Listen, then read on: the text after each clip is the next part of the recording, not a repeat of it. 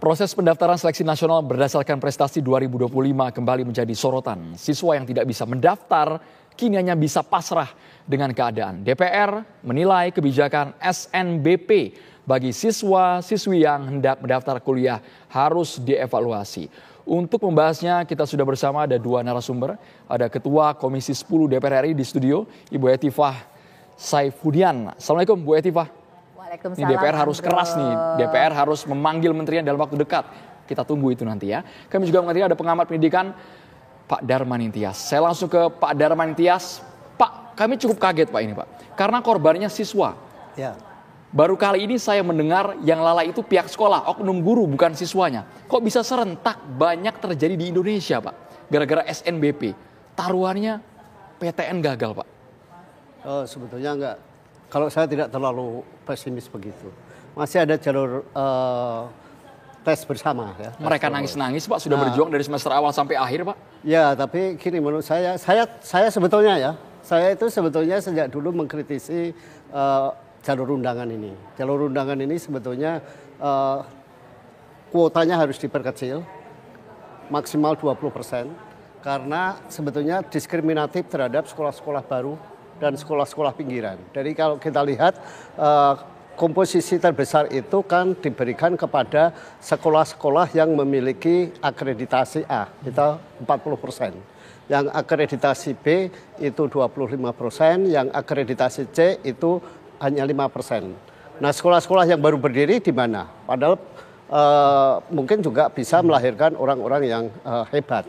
Nah, karena itu sebetulnya saya sejak program jalur undangan ini diterapkan 12 tahun lalu, saya sudah mengkritisi sebaiknya kuotanya itu dibatasi. Tapi ini di depan mata Pak Nasi sudah menjadi bubur, realisasinya tidak sesuai dengan ekspektasi siswa. Ya, gini, itu kan untuk jalur undangan. Oke, jalur masih undangan. ada jalur tes bersama. Karena itu mungkin yang kalau memang kita merasa pinter, ya kita percaya diri bahwa kita akan lolos di jalur undangan. Kita akan lolos di jalur tes, gitu loh. Karena itu sebetulnya tidak perlu cemas ya. Itu menurut kalau memang pintar ya. Kalau hanya karena nilai rapotnya yang bagus-bagus, belum tentu mencerminkan realitasnya, itu soal lain. Tetapi kenapa ini terjadi? Ya saya sudah berdiskusi dengan banyak orang bahwa ini kan sebetulnya baru pertama setelah sekian lama ya. Mungkin itu salah satunya kan juga terjadi perpecahan kementerian. Dulu itu satu kementerian menjadi dua kementerian. Dalam harmonisasi sistem itu kan nggak mudah. Dari satu kementerian ke kementerian yang berbeda. Kalau dulu kan satu kementerian, satu menteri, sehingga sistemnya itu bisa dibuat. Itu satu. Yang kedua. Tapi sebelum kita melebar, kita ingin dengan Ketua Komisi 10 dulu ya Pak Darman Intias. Apakah memang betul ini karena sistem finalisasi data yang tidak sempurna sehingga korbannya adalah siswa? Bu Ketua. Jadi apa yang tadi disampaikan Pak Darman Intias, saya mungkin tidak sepenuhnya sependapat gitu ya. Tadinya saya begitu juga. Lebih bagus kita itu mempunyai satu sistem seleksi nasional yang sama, itu aja udah. Nanti mana yang anak-anak yang terpandai itu saja yang diberi kesempatan masuk perguruan tinggi negeri. Tapi beberapa hari lalu ketika hal ini terjadi Pak Darman Intias, saya didatangi juga kan oleh banyak tamu. Padahal saya tuh ada beberapa rapat waktu itu termasuk raker dengan beberapa menteri. Tapi mereka ini nunggu di ruangan saya gitu ya. Ketika saya bertemu, saya tanya ibu dari mana? Saya kepala sekolah dari Simelu. Gimana ibu? Apa problemnya gitu? Jadi dia tuh datang sampai ke ruangan saya itu dengan 18 jam menggunakan kapal laut ke Banda Aceh, terus dengan biaya sendiri naik pesawat ke Jakarta, mengemukakan bahwa ada 76 kalau tidak salah atau 77 siswanya ya yang menurut beliau itu eligible atau memiliki kualifikasi yang memenuhi untuk bisa berkontestasi di dalam penerimaan mahasiswa baru dengan jalur undangan ini. Tapi ternyata dia belum selesai dan dia nggak bisa masuk ke sistem.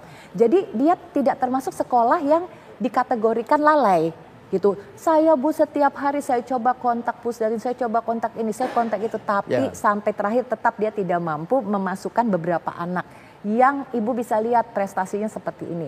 Terus saya bilang, kan nanti masih ada jalur lain yang berbasiskan tes, gak usah khawatir gitu ya, masih ada kesempatan lain. Sudah dibujuk seperti itu Bu ya? Saya kan tadinya masih antisipasi nih, andai kan tidak bisa ada perpanjangan gitu ya. Mencoba menenangkan, Bu, tidak mungkin anak-anak saya dari Simelu, pulau yang tadi ya sangat terpencil, itu bisa kuliah kalau tidak melalui jalur undangan ini. Jadi bayangkan gitu ya, banyak sekali daerah-daerah di Indonesia, daerah-daerah yang sistem pembelajarannya mungkin tidak bisa menggunakan sepenuhnya misalnya internet dan sebagainya. Terus mereka tuh dipersaingkan sama dengan semua dari Pulau Jawa, dari Jakarta.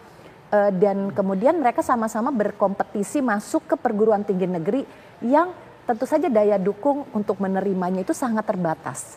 Jadi dengan adanya jalur undangan ini, keuntungannya tadi ada kemungkinan bagi sekolah-sekolah seperti yang kasus itu. Makanya saya langsung, oh berarti ada bagusnya juga gitu. Tapi berarti, saya punya jawaban itu, nah, Mbak Etipa.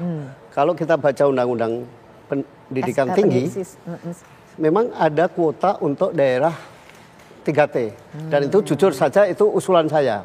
Jadi waktu itu nggak ada perhatian terhadap daerah-daerah 3T. Sementara saya bilang, kalau mereka ini dikompetisikan secara terbuka, nggak mungkin lolos.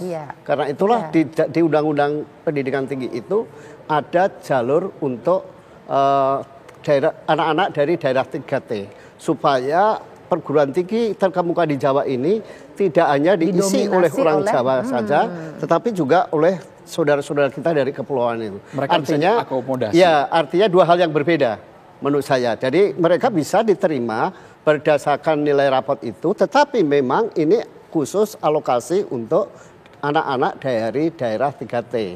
Nah, yang umum katakanlah sekolah-sekolah di Jawa yang sebetulnya 40% itu kan banyak di Jawa. Banyak ya atau ya kota-kota besar lah. Kalau Kalimantan juga kota-kota besar, luar Jawa juga kota-kota besar. Tapi kalau yang pedesaan itu masuk ke golongan C tadi. Jadi kuotanya juga sedikit. Tapi nah, itu mending dijawab dengan afirmasi. Makanya kami Komisi 10 ya menuntut agar dengan khususnya dengan pecahnya kementerian ini adalah kesempatan untuk kita melakukan satu evaluasi menyeluruh lagi. Sebenarnya nanti ke depan gimana sih? Karena salah satu aspek teknis yang mempengaruhi juga kesulitan sekolah kemarin itu karena di masa-masa ini ternyata terjadi perubahan kurikulum lagi gitu. Jadi ketika mereka mau memasukkan ke data ke pangkalan data sekolah dan siswa atau PDSS itu ada 3 mata pelajaran yang mungkin waktu zaman Pak Nadiem gitu ya, 3 mata pelajaran sekarang harus digabungkan jadi 1 inputnya. Nah berarti kan sekolah secara manual 3 ini dijumlah dulu, dirata-rata dulu. Jadi memakan waktu.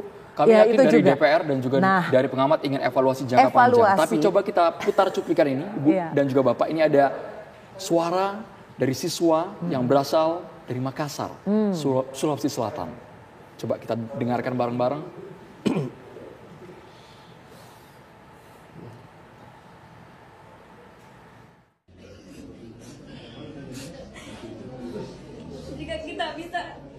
Kelas balik lagi Pak, selama 3 tahun Pak, 3 tahun terakhir kami siswa-siswa SMA di 17 Makassar belajar mati-matian Pak. Kami merelakan banyak waktu, kami telah berjuang mengorbankan banyak hal Pak. Saya tahu orang tua di sini betul-betul juga memberikan yang terbaik untuk anaknya Pak. Kami tahu Pak, kami yakin selama 3 tahun Pak. Tapi apa? Hanya karena kelalaian sekolah Pak. Kami diperlakukan seperti ini, kami tidak tahu, kami hanya korban Pak. Kami tidak tahu apa-apa Pak.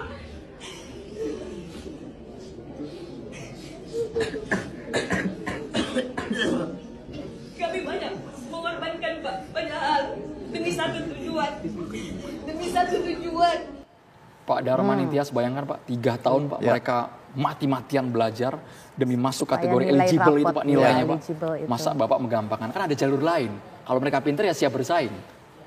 Tadi kita sudah lihat bersama Pak kesedihan para siswa. Iya, artinya bahwa ini persoalan dan harus diselesaikan Tetapi saya sendiri memang punya pandangan seperti itu. Dan itu sudah pernah saya tulis 12 tahun lalu ya. bahwa jalur ini sebaiknya tidak dipertahankan karena memang diskriminatif terhadap sekolah-sekolah yang di lapis bawah, termasuk sekolah-sekolah yang baru berdiri. Bayangkan, saya, Pak Jokowi, itu adalah lulusan dari sekolah yang baru pertama kali diluluskan.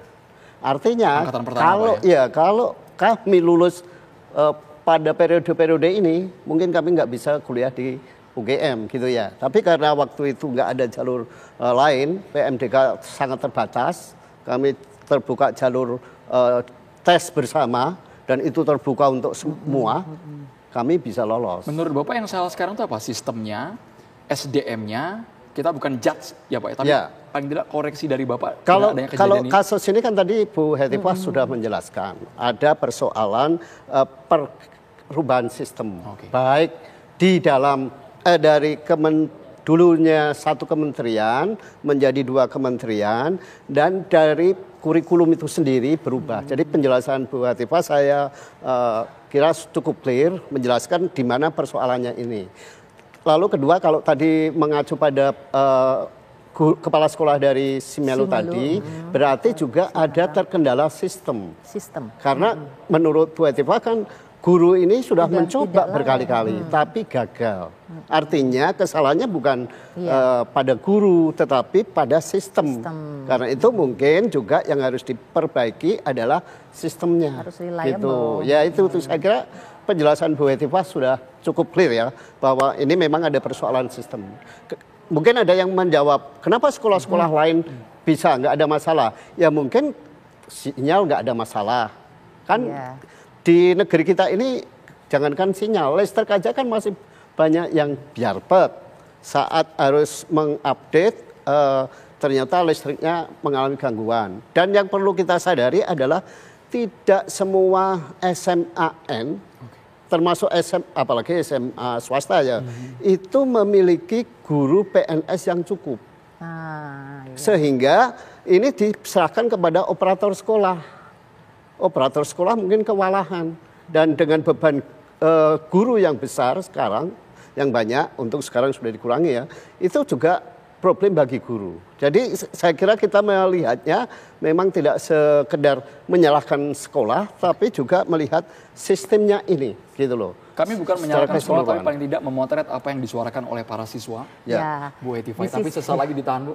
Kita harus jeda dulu karena kami ingin tahu apakah DPR hanya memanggil, tapi tindakan implementasi konkretnya seperti apa yang dirasakan siswa ini agar ada solusi ketika mereka gagal SNBP.